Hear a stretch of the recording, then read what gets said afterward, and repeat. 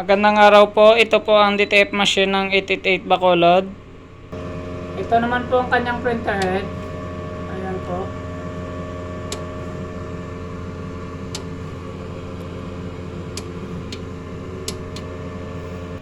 Head clean. Pagkatapos ng head clean, punasan ng wiper. Pati na rin po yung capping.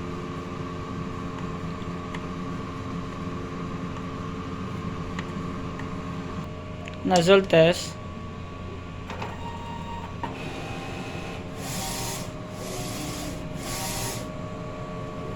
Yan naman po ang kakalabasan ng aking nozzle test. Ito naman po yung tank area, tama lang po ang level. Waste tank, kakadispose lang po kahapon.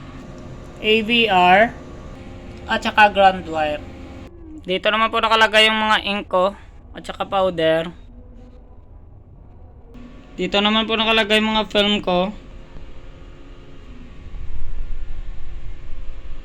DTF monitoring. Daily monthly checklist. Daily production log.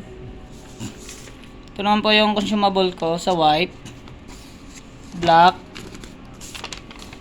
yellow, magenta, cyan. Ito naman po yung sa powder ko at saka film. Updated na rin po sa system yung daily output at weekly physical inventory. Yun lang po.